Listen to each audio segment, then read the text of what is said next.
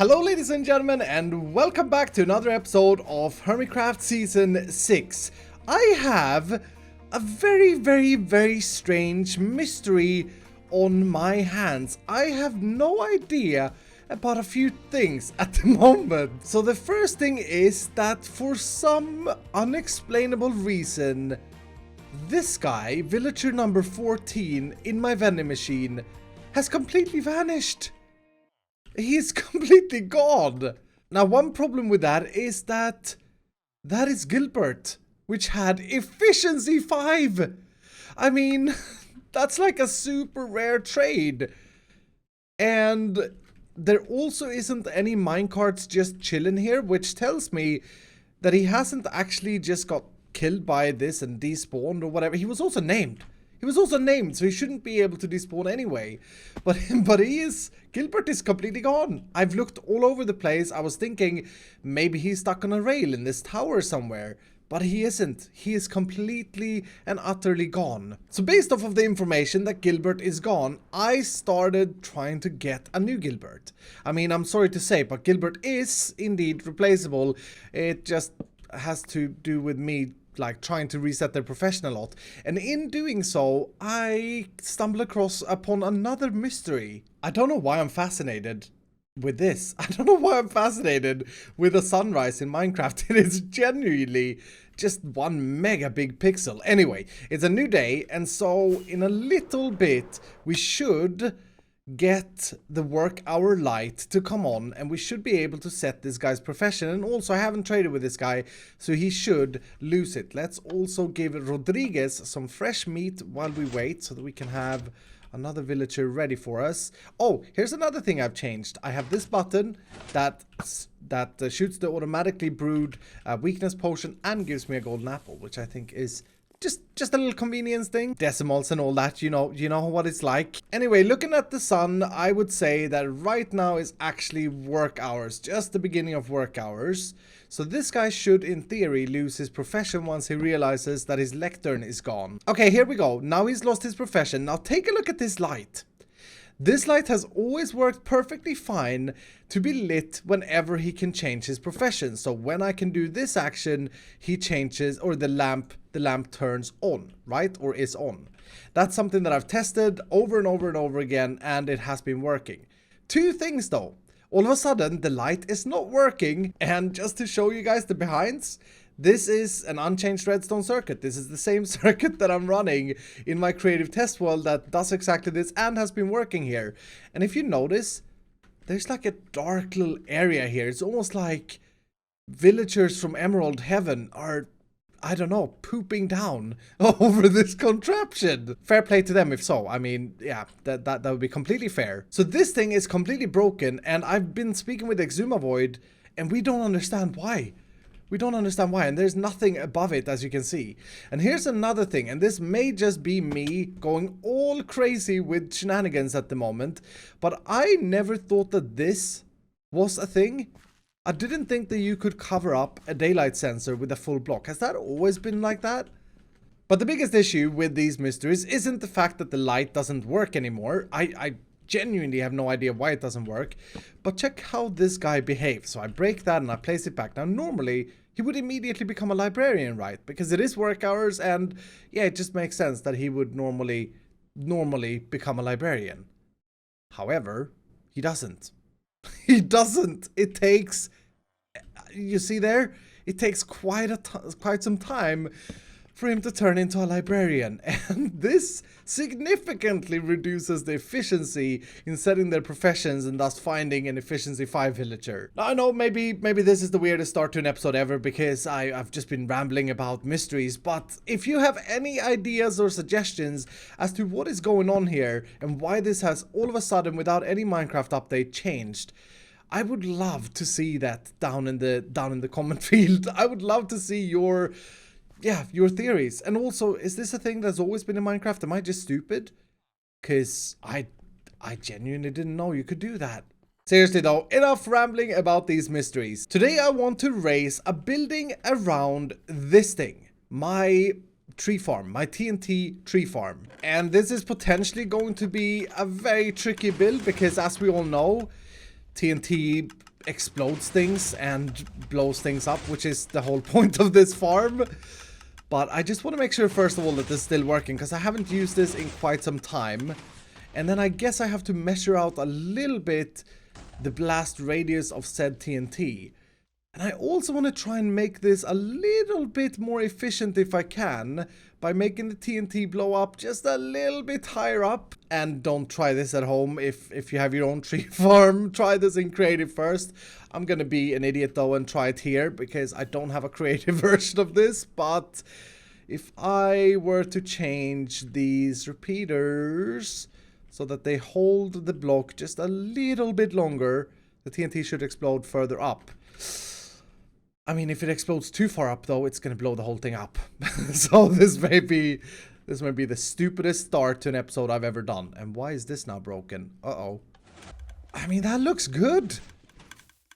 That actually looks like it has no chance to damage that cyan block. I think this block is definitely in the radius. Yeah, it is. But I don't think this is. Oh, never mind. Okay. Okay. I mean, the important thing is that it doesn't get over here. And for those of you who was following Mumbo when he built his tree farm, I actually have a completely different wiring at the bottom here, because I have a dispenser refill system included. So my wires are different, so I can't just use his timings. But I've been looking at this now for a little while, and it looks, I mean, it looks good. It looks explosive. Yeah, I think that's okay, and that's gonna make it a little bit more efficient. So originally I was planning on making a giant tree. A giant dead tree made of acacia surrounding this thing. But after measuring this out, it's a 21 by 21 area that I have to work with in order for it to not be affected by the TNT. And I'll be honest, even then, I don't know if it will be affected by the TNT. It is just going to be a trial and error. And yeah, like I said, don't do things like this yourself. Try it in creative first. Make sure that you're not gonna be doing anything in vain and it will just blow up. I'm just stupid. So anyway, instead of the tree, I'm thinking of adding a tower. I'm thinking of building or making this thing into a giant tower and somehow design it so that it looks like a blast chamber of sorts. Let's do this in the form of a third-person time-lapse instead. I think that makes a lot more sense. So starting this build, I had very little ideas of what I wanted to do. The whole barrier of having to worry about where this TNT would explode and holes and stuff like that was making it quite difficult, but I thought I'd just wing it and started with a box and just see how that looked in height-wise and size-wise, and this thing is absolutely massive.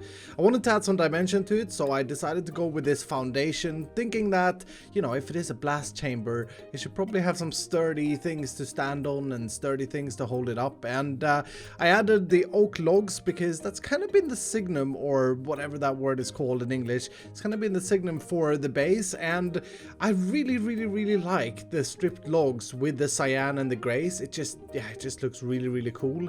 And then I wanted to break it up, and I tried a bunch of different designs and finally settled with something like this, where I had two big metal vents or protective like panzer things in the bottom and a big window on the top. And all in all, I mean, for a big cube building that holds TNT explosions, I think it was pretty good. I really like this. I really like this. I think this is coming along really cool. I mean, to be honest, it costed a lot of resources to build this. I had to go to the mesa biome and I had to do some mining for clay or terracotta, but yeah, it is really coming together. Now, I have got a really weird idea. What would happen if I were to put a red, yeah, you heard me, a red window in these spots up here? You know what? That's actually not bad. That's actually not bad. Oh man, this is gonna be a tough one. I just realized I made this thing and I haven't made an entrance to it anywhere. Oh, that's so typical. So I need to decide one of these sides It's gonna be an entrance, and I think, honestly, I think this side is probably the best. I can't believe that. Yeah, I quite like that, and that totally looks like a face of some Pokemon sorts. I just realized that I've been thinking about whether or not I should have a red window for this thing for the past 25 minutes. It's time to just take a decision, and I've decided to just be a little bit brave and go with a little bit weird, but also super cool red. I mean, it is a TNT blast chamber after all. One change that I made though is that I made these windows coming down here gray, and I really think that that looks, yeah, I really think that looks awesome actually. That looks really, really cool. There's only one little problem. Not only did I forget about the entrance, I also actually haven't tested this, and that's important because if these walls are too close, they're gonna blow up from the TNT explosion. Oh, why do I do things in the wrong way? Right, we just have to give this a test. So I'm about 30 trees in, and I think this is hopefully a good enough representation of whether or not this blast chamber is actually a blast chamber. And by the looks of things, I think that was broken block there already. This has worked. The glass is actually intact. Yeah. For real? This is fully working? I mean, I'm shocked. I'm happily surprised, don't get me wrong.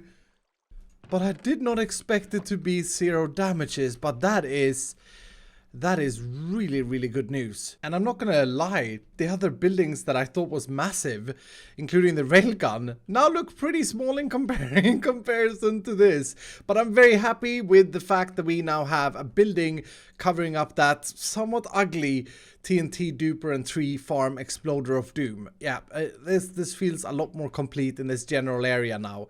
And I gotta say, I love this view. I really love this view. Now with this mega blast chamber of doom completed, and I mean, I'm right in saying that, right? That looks that looks pretty mega right in the base here. Anyway, with that completed, I feel like I want to get back at doing some villager stuff with the villager build off. Now here's the thing, this system is super cool. I think most people are really, really excited about the vending machine approach of villagers instead of doing the standard villager trading hall.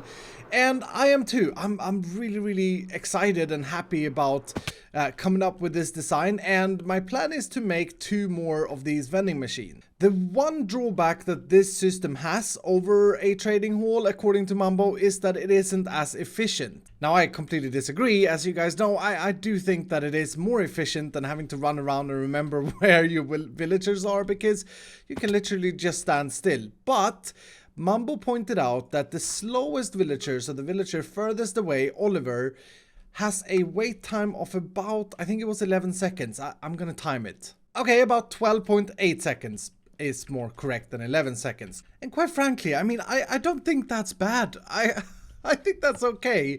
I think that's an okay trade-off for having this very, very cool vending machine. But what if we could make it faster? What if we could make it a lot faster? So the thing that slows this down is not actually the distance of the villagers necessarily or the redstone wire. It is this thing here, the decoder. When I request the 15th villager, an item needs to travel all the way over here in this hopper band and reach this last hopper before anything happens. And based off of that, I take a signal and I send it to this guy and back to the trading hall pocket. Pocket? Now luckily, my good friend Captain Wootax has sent me a world download where he has taken my vending machine and tried to improve this circuit to make it quicker. So I've jumped over to the creative test world that he sent me, and this is the full vending machine layout using his design. Now I am really curious. He's using a composter and a subtraction method in order to spread the signal out to 30 blocks instead of 15. That is very, very smart. I would not have thought about that, but that is, yeah, that's extremely clever. Now I am very, very curious to see how long the 15th villager would take. So in hours, or in my design, it took 12.8 seconds. And here, it takes one. I mean, we don't even have to cut that. Look at that. Oh my goodness. Okay, that is ridiculously quick. You gotta be kidding me. Hold on, let's do that again. And I'm gonna do the Mumbo way of counting Mississippi. So 1 Mississippi, 2 Mississippi, 3 Mississippi, 4 Mississippi, 5 Mississippi.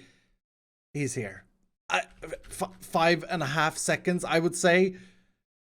Or maybe even that was okay. That was ridiculously quick. Wutax, you're a genius, an absolute genius.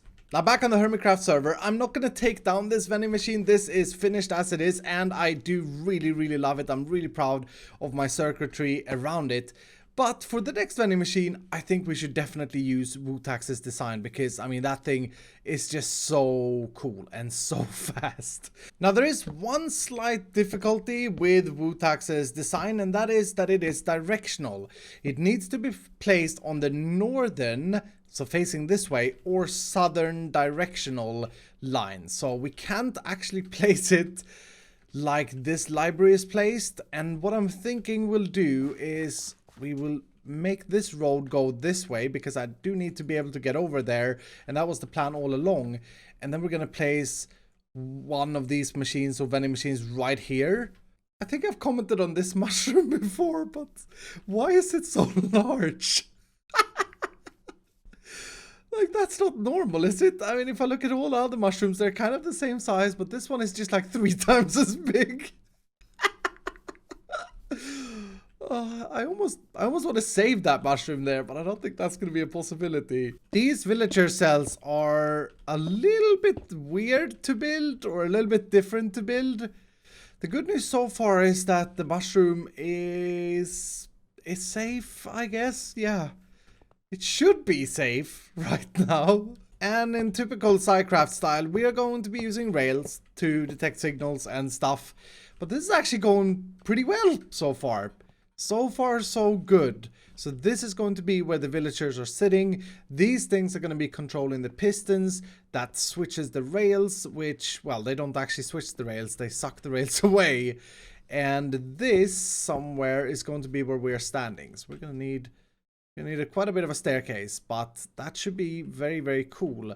You'll know how bad I am with pistons, but I gotta say, placing down a wall of pistons like this always feels very satisfying. I don't know what it is, it just looks really cool.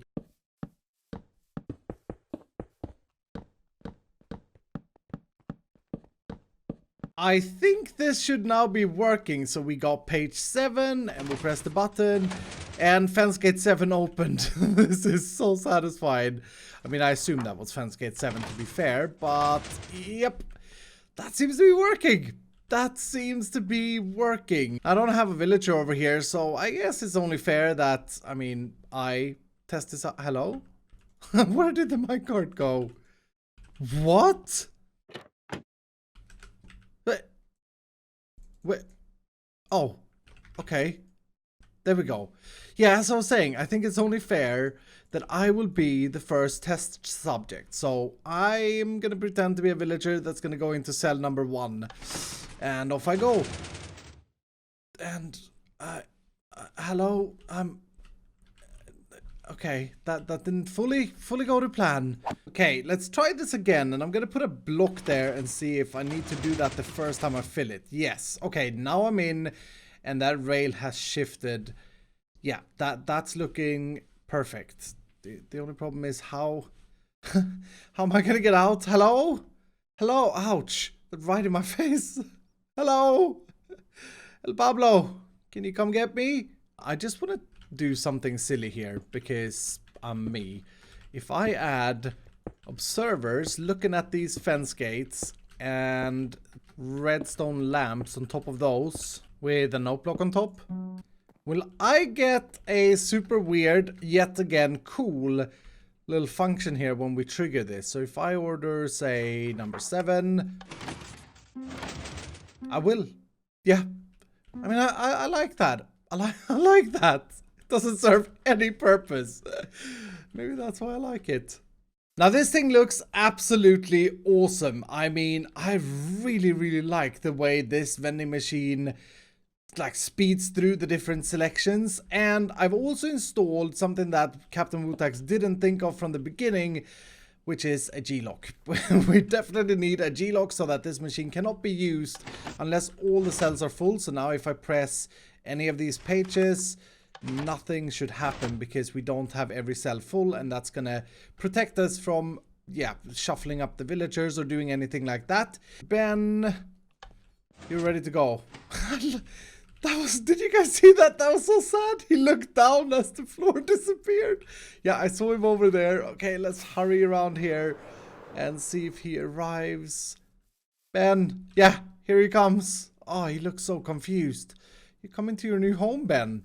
Did that work? Did he? Yep, he is in the selection. Very good. I think I should just be able to send him on.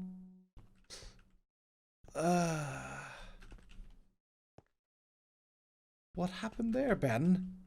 Why did I test with a good villager?